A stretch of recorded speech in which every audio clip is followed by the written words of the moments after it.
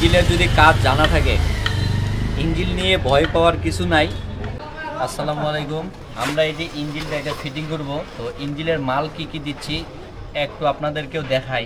Connecting rod দিতে আইছি, এই যে কানেক্টিং রড নতুন লাগাই দিছি, এসটিডি সাইজের নতুন দুইটা কানেক্টিং বিয়ারিং লাগাই দিছি দুই পাশে। আমাদের কানেক্টিং রড শেষ। তারপরে যে পিস্টন উষা কোম্পানি দিতে আইছি, উষার পিস্টন নিয়ে আসছি, উষা কোম্পানি পিস্টন দিব। তারপর টাইমিং চেন দিব একটা নতুন, টাইমিং গাটারও দিয়ে দিব নতুন। এগুলো মাল পাওয়া যাচ্ছে না, অনেক কষ্ট করে ম্যানেজ করছি, তো তারপরেও এখনও অনেক কিছু পাইনি।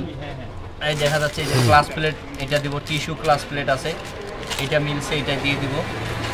তারপরে যে ক্লাস বাটি, এই বাটি এই লড়াচড়া করছিল, এটার কাজ করে নিয়ে আসছি, বুশ মারে নিয়ে আসছি, বুশ বানাই নিয়ে আসছি, এটাও ক্লিয়ার। তারপরে যে এক্সাস্টার পাইনি, তো এক্সাস্টার আমি একটা মিলাই দিছি, এটাই চলবে আমার। পেকিং সেট আমি পাইনি এখনও, তো আমি কয়েক জায়গায় যোগাযোগ করতেছি, দেখি। আমি ইঞ্জিনটা আপাতত ফিটিং করব, হাফ ইঞ্জিনটা পরে করব। পেকিং সেটের জন্য অপেক্ষায় থাকবো। এই পার্টের পেকিংটা ভালো আছে যেহেতু চলবে, এটা মেন পার্টের কাজ। আমরা গিয়ার বক্সটা সেট করে ফেলবো, কিছু আছে বিয়ারিংগুলো চেঞ্জ করতে, কিছু সেট করবো আর কি। চেষ্টা করবো অল্প অল্প করে, না তো ভিডিওটা অনেক বড় হয়ে যাবে। এত বড় তো ভিডিও বানানো যাবে না, তো অল্প অল্প করে